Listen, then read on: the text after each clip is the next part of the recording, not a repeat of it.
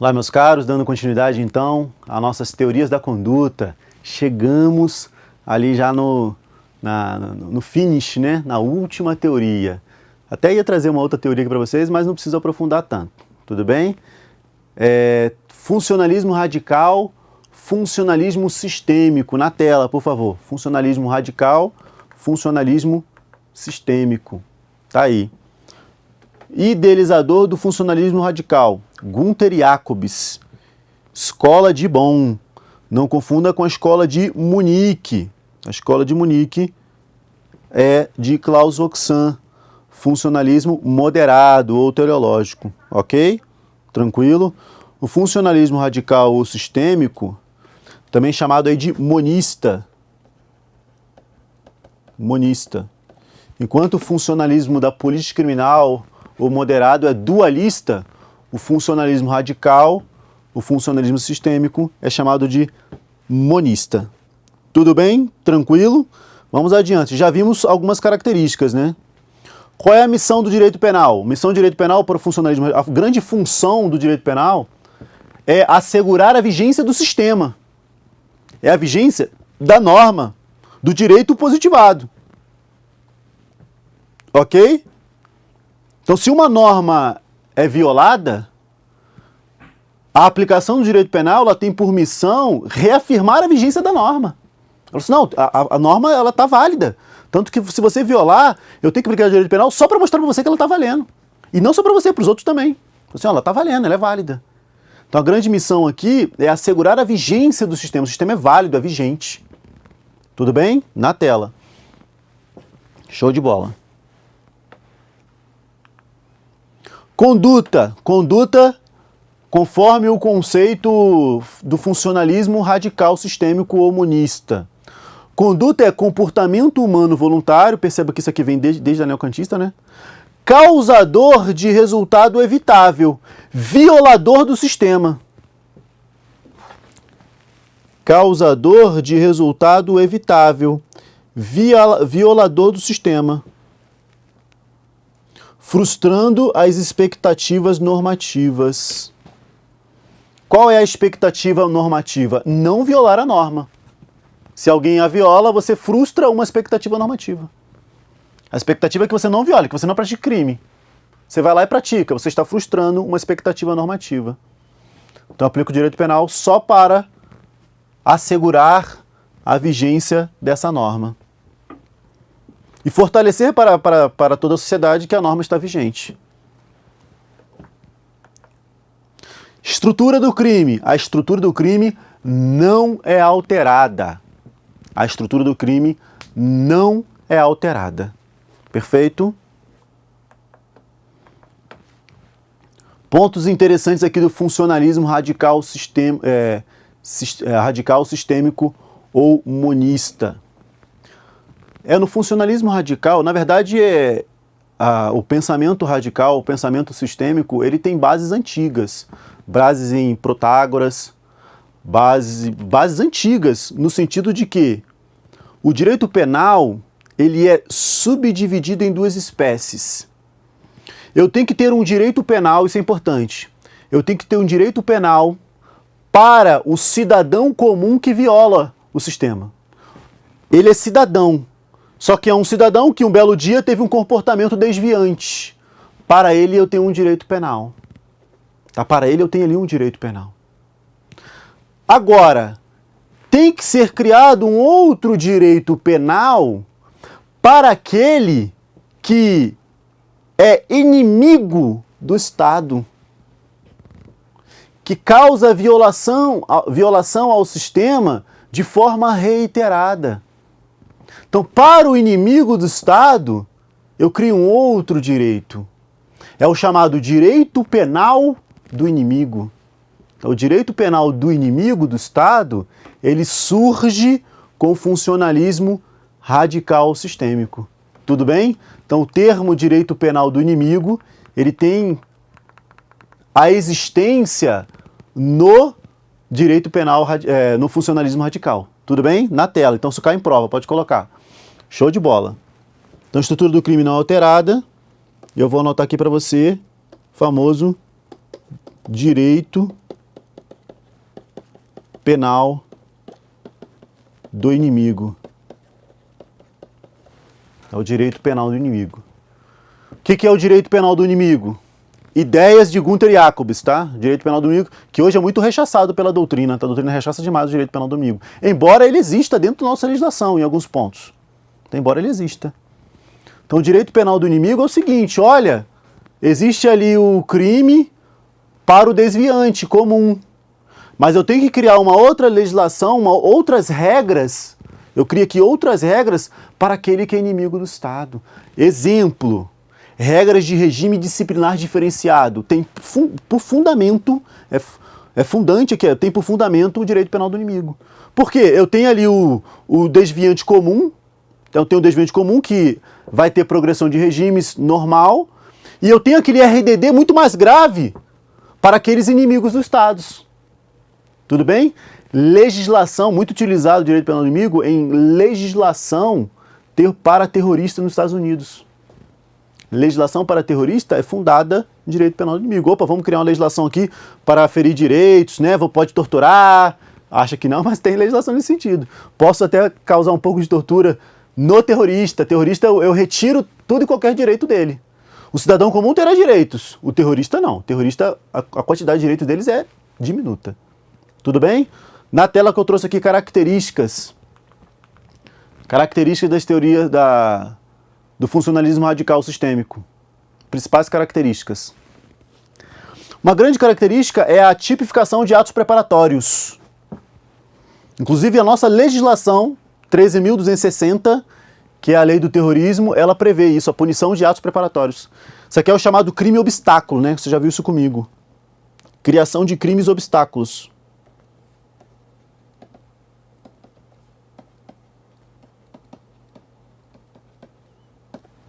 Uma característica aí do funcionalismo radical, criação de crimes obstáculos, que é a tipificação de atos preparatórios. Você antecipa ali, né, a punibilidade para os atos preparatórios, que em regra não são punidos. Condutas descritas em tipos de mera conduta e de perigo abstrato. Você já viu comigo que é mera conduta, você já viu que é o perigo abstrato. Mera conduta é aquele crime em que só há previsão da conduta. Não existe um resultado naturalístico para aquela conduta. Não há resultado, é só conduta. Tá? Não há resultado, é só conduta. Perigo abstrato. Temos lá a conduta prevista, em que aquela conduta se presume um perigo dela. Embriaguez ao volante é um exemplo. Aquela conduta eu já presumo o perigo dela. Acabou. Não há necessidade de comprovação nem de perigo no caso concreto, porque basta a conduta que eu já estou presumindo o perigo. Então, criação de crimes de perigo abstrato de mera conduta são características do funcionalismo radical. Por quê? Para ser crime não basta violar a norma? Sim, eu não preciso ter lesão a bem jurídico de terceiro, conforme no funcionalismo moderado. Basta a violação da norma. Violou a norma é crime. Então, eu crio crimes somente ali com previsão na norma. Mesmo que ele não tenha lesão a bem jurídico de terceiros, mesmo que ele não seja altamente reprovável pela sociedade, basta a previsão da norma, um conceito mais legalista aqui.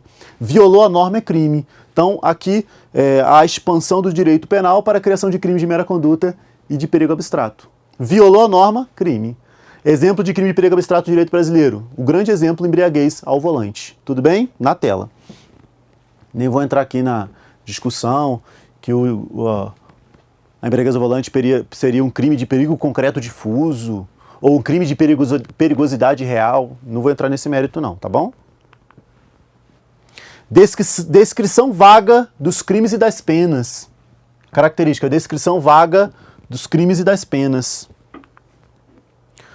Preponderância do direito penal do autor. Eu olho muito mais para o autor do que para a conduta. Eu olho muito mais para o autor do que pela conduta por ele praticada. Então, o direito penal do autor é um pensamento antigo, no sentido que eu vou punir a pessoa pelo que ela é e não pelo que ela fez. Exemplo no Brasil, vadiagem. Contravenção penal de vadiagem, eu estou punindo pelo que ela é, não pelo que ela faz. É o estado, né, o modo de ser dela. Tudo bem? Na tela. Então, no funcionalismo radical, temos a preponderância do direito penal do autor. Surgimento das chamadas leis de luta ou de combate. Leis de ordem. No Brasil teríamos o exemplo aí a garantia de lei e ordem, né? Garantia de lei e ordem. Você aplica ali o direito com mais força, digamos assim. No funcionalismo radical, a polícia ela tem um papel mais forte, ela é mais presente. Endurecimento de execução penal, como eu te dei o exemplo aí do RDD.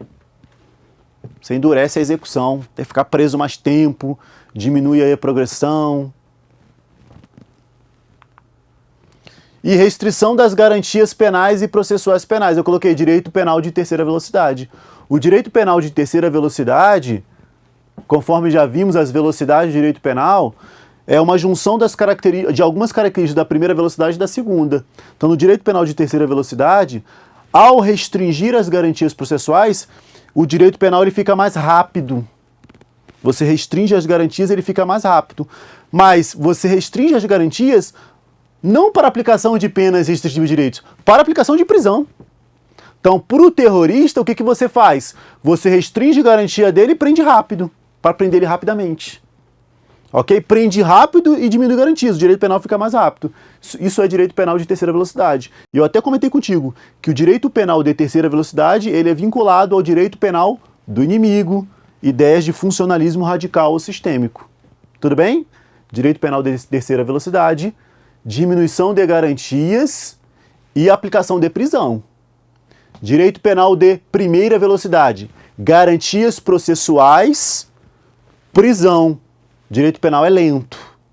Direito penal de segunda velocidade, eu diminuo garantias, mas não aplico prisão. Eu aplico penas alternativas. Direito penal mais rápido, mas é para aplicação de penas alternativas. Grande exemplo nosso, Lei 9.099. O processo é mais célere, mais rápido, com pouco formalismo, mais simplista, mas é para aplicação de penas alternativas. Direito penal de terceira velocidade, diminuo garantias, mas aplico prisão.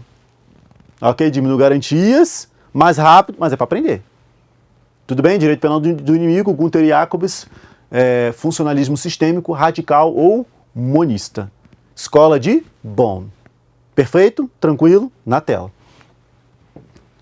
Show de bola. Inclusive o livro importante aqui do Jacobs é o chamado Direito Penal do Inimigo. Não é fácil de encontrar.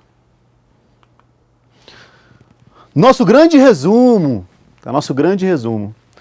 O resumo aqui que eu trouxe, ele é somente o conceito de conduta. Mas eu aproveito aqui o conceito de conduta para fazer o grande resumo contigo. Está dentro do conceito de conduta. Condutas conforme teoria causalista, neocantista, finalista, social, funcionalismo moderado e funcionalismo radical. Tudo bem? Então, teoria causalista. O que é conduta para a teoria causalista? Movimento corporal, é ação. Movimento corpóreo, voluntário, que produz uma modificação no mundo exterior, perceptível pelos sentidos. Na teoria causalista, só haveria que se falar em crimes materiais, né? Não teria crimes formais ou de mera conduta. Porque o crime ele tinha que modificar o mundo exterior, tinha que ter um resultado naturalístico.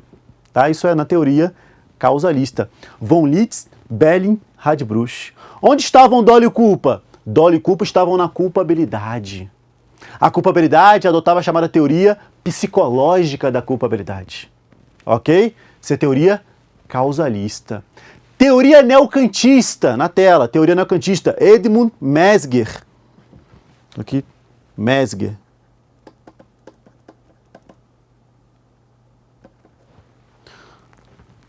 O conceito de conduta, ele modifica aqui, ó. Ele deixa de ser ação e vira comportamento.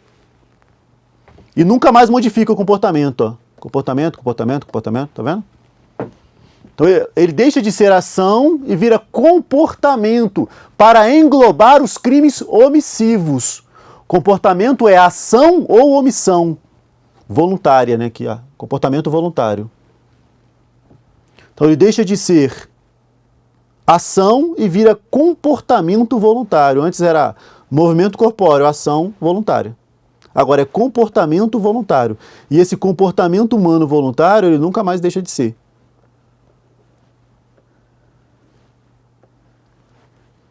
Quem pratica o crime é o comportamento humano voluntário. No Brasil temos uma pequena exceção a isso, que é os crimes praticados por pessoa jurídica, né? Que aí não é um comportamento humano, comportamento jurídico, pessoa jurídica. Não deixa de ser humano porque quem pratica é a pessoa física. Então, teoria neocantista, comportamento humano, comportamento voluntário, que produz uma modificação no mundo exterior perceptível a sentidos.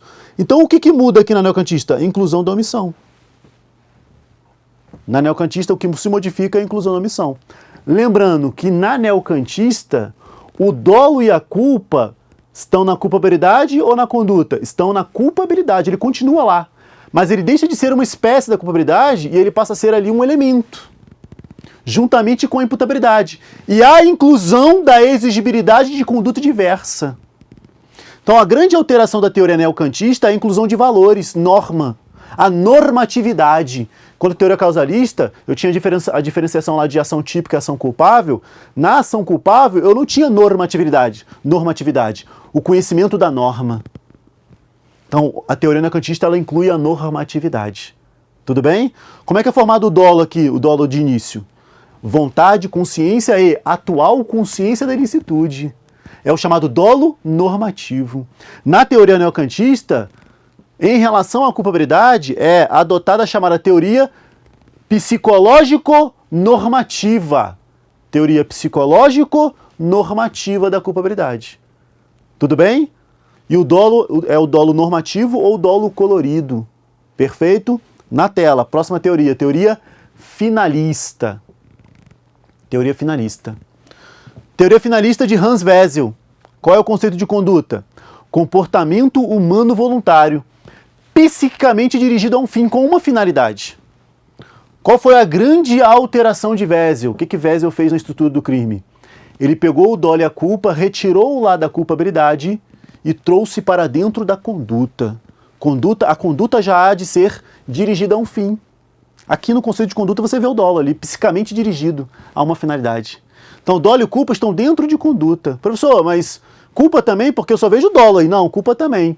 A conduta, ela tem uma finalidade ilícita ou uma finalidade lícita. Se a conduta tiver uma finalidade ilícita, é crime doloso.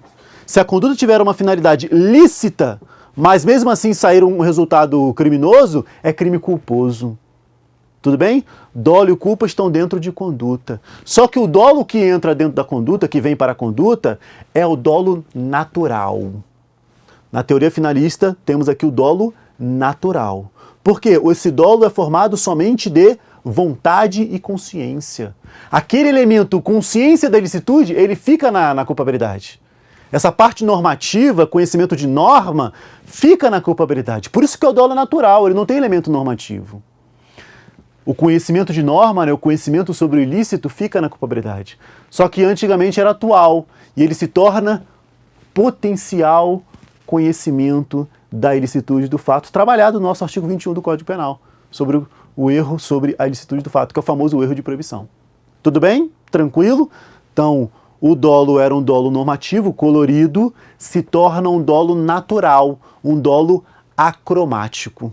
Tá? O dolo era normativo, na teoria neocantista, na teoria finalista se torna um dolo natural, acromático. Perceba, estamos aqui tratando da estrutura do crime de acordo com cada teoria, a evolução de cada teoria. Perfeito? Próxima teoria, teoria social da ação. Na tela, vamos ver o conceito de conduta na teoria social da ação. Teoria social da ação, comportamento humano voluntário, psicamente dirigido a um fim, socialmente reprovável. Olha a adequação social.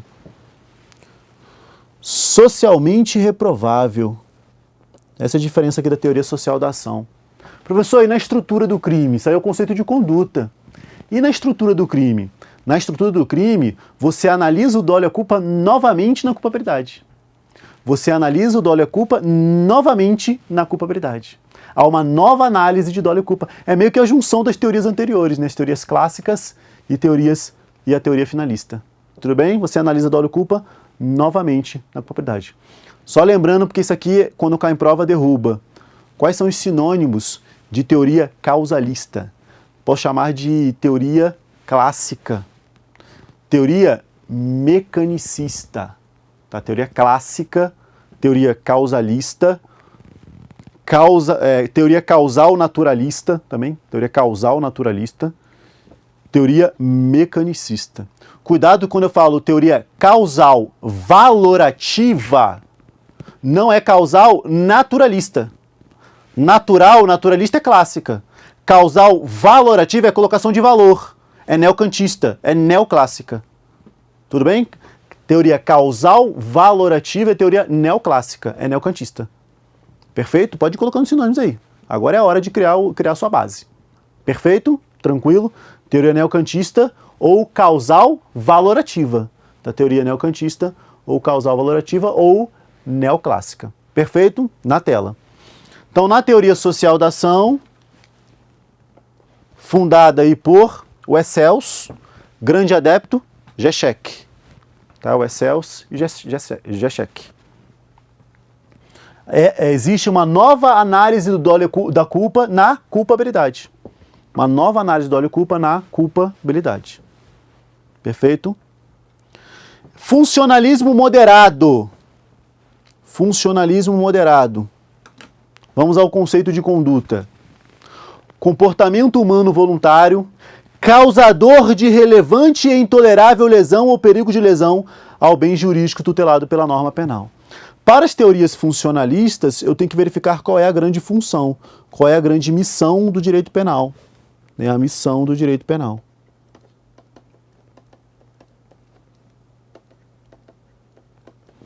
Para o funcionalismo moderado, a função do direito penal, a missão do direito penal é a proteção de bens jurídicos. A grande missão é a proteção de bens jurídicos. Idealizador da teoria, Klaus Roxin ou Klaus Roxin.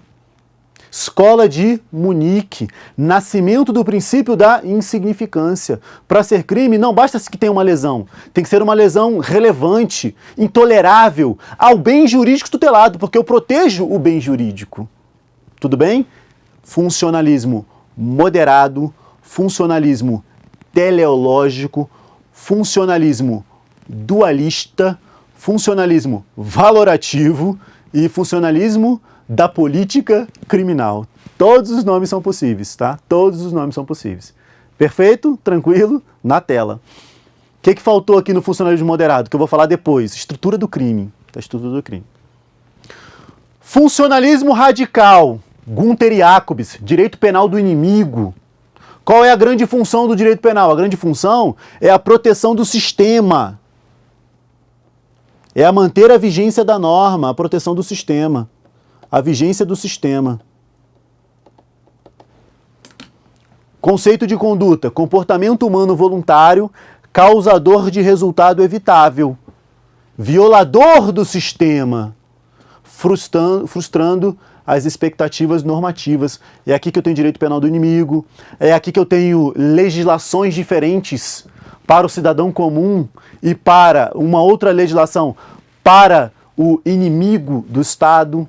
Criação de crimes de perigo, o aumento dos crimes de perigo abstrato, o aumento dos crimes obstáculos, né, que é a punição de atos preparatórios. Perfeito? Diversas características aqui do funcionalismo radical ou sistêmico ou monista. Tudo bem? Qual é a alteração na estrutura do crime para o funcionalismo radical? Nenhuma. Eu só incluo aí essa função do direito, que é a manutenção do sistema. Perfeito? Tranquilo?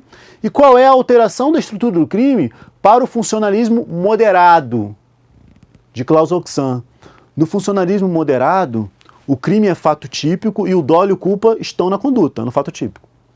Ilícito ou antijurídico? O terceiro elemento não é culpabilidade, o terceiro elemento é responsabilidade ou reprovabilidade.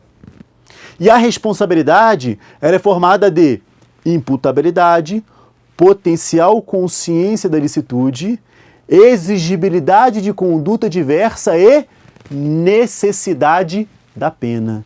Então eu incluo aí a responsabilidade e a necessidade da pena. Tudo bem? Tranquilo?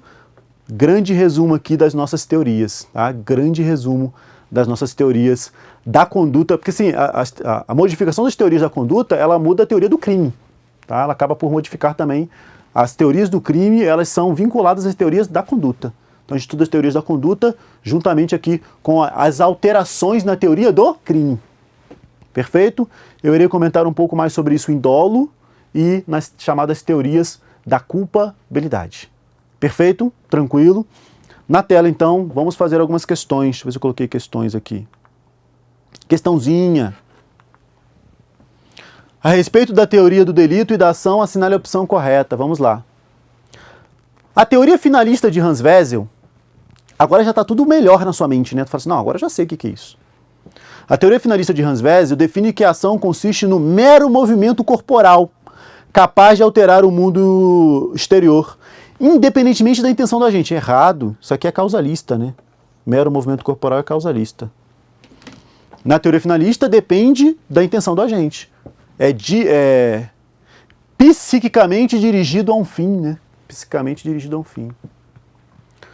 Letra B. A ação no neocantismo é movimento corporal impregnado de finalidade para se atingir o propósito consciente almejado pelo agente. Errado.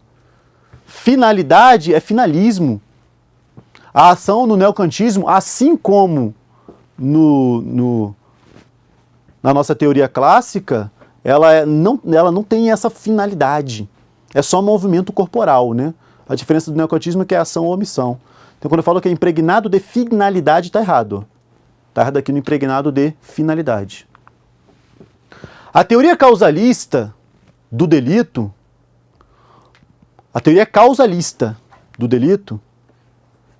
propõe que o dolo e a culpa, por estarem situados na conduta, tornam um justo penal a parte subjetiva do conceito de crime. Está errado. Na teoria causalista, dolo e culpa não estão na conduta. Dolo e culpa estão na culpabilidade. Ok? Na teoria causalista, dolo e culpa estão onde? Na culpabilidade. A teoria funcionalista radical de Gunther Jacobs assevera que a missão do direito penal é a proteção da norma e a punição do indivíduo desviante. Correto. Né? A função do direito penal é a proteção da norma, é a proteção do sistema. Show de bola. Letra E. A ação, na teoria do funcionalismo sistêmico de Klaus Roxan, designa o exercício de uma atividade final, que direciona a conduta humana ao ato consciente e voluntário para o cometimento do crime.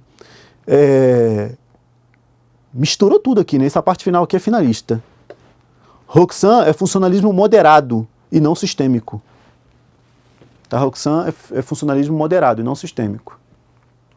Gabarito letra D. Vamos lá, mais uma questãozinha. Tendo em conta a teoria geral do crime, assinale a correta. Os partidários da teoria tripartida do delito consideram a culpabilidade como pressuposto da pena e não como elemento do crime. Errado. Teoria tripartida, a culpabilidade faz parte do delito, né? Teoria bipartida, que crime é fato típico e ilícito, e a culpabilidade é pressuposto de aplicação da pena. A teoria bipartida. Os partidários da teoria tripartida do delito consideram elementos do crime a tipicidade, a antijuricidade e a punibilidade. Não, punibilidade não, é culpabilidade. A tipicidade, elemento do crime, na concepção material, isso aqui você não viu comigo ainda não, mas vamos comentar. Esgota-se na subsunção da conduta ao tipo penal. Está errado. Não se esgota na subsunção da conduta ao tipo penal. A tipicidade material, além da subsunção, isso aqui é a tipicidade formal. Além da subsunção, ela tem que causar um dano relevante. Tá? Além da subsunção, tem que causar um dano relevante. O dolo, na escola clássica, deixou de ser elemento integrante da culpabilidade, deslocando-se para a conduta. Errado, isso é na escola finalista. O dolo, na escola finalista, é que passa a integrar a conduta. Na escola clássica, ele faz parte da culpabilidade. Os partidários da teoria funcionalista da culpabilidade, entendem que a culpabilidade é limitada pela finalidade preventiva da pena. Olha a finalidade da pena aí. Necessidade da pena, né? Constatada a desnecessidade da pena, o agente não será punido. É o nosso gabarito. Letra E. Vamos fazer mais uma questãozinha. A clássica frase inaugurou uma nova fase na dogmática jurídico-penal. Nova fase. O caminho correto só pode deixar as decisões valorativas político-criminais introduzirem-se no sistema de direito penal. Ou seja, as decisões político-criminais devem fazer parte do sistema penal. As funções da pena têm que fazer parte do sistema penal. Assinale a alternativa que consta o autor da referida afirmação, bem como o sistema jurídico penal a que se refere. Aqui, sem dúvida nenhuma, é Klaus Roxan, funcionalismo teleológico. Letra B. Aqui é Klaus Roxan, porque é Roxan, também chamado de funcionalismo da política criminal. Ele fala, olha, no nosso sistema jurídico penal, eu tenho que incluir a política criminal, eu tenho que incluir as funções da pena. Ok? Eu tenho que incluir as funções da pena. Mais uma questãozinha, vamos lá, vamos fechar. Jesus Maria Silva Sanches, saiu, fala em direito penal de duas velocidades. Desculpa. Segundo o referido autor, há uma primeira velocidade, representada pelo direito penal da prisão. Primeira velocidade, prisão, na qual haver-se-iam de manter rigidamente os princípios políticos criminais clássicos, as regras de imputação e os princípios processuais. Correto, por isso mais lento, né? Garantias mantidas. A segunda velocidade, por sua vez, estaria relacionada aos casos que, por não se tratar de prisão, mas de penas de privação de direitos ou pecuniárias, penas alternativas, aqueles princípios e regras poderiam experimentar uma flexibilização proporcional à menor intensidade da sanção. Correto. Jesus Maria Sanches falava em duas velocidades somente. Para Gunther Jacobs, a função do direito penal é tutelar a vigência da norma. Quando o infrator comete um crime, ele rompe com as expectativas normativas. A pena, assim, tem como função restabelecer a vigência da norma e demonstrar para a sociedade que ela pode seguir confiando no sistema normativo. Estabilização das expectativas normativas. Correto, essas eram as ideias de Gunther Jacobs. Perfeito? Venha comigo. Com isso, fechamos as teorias da conduta. Espero você na continuidade. Tchau, tchau.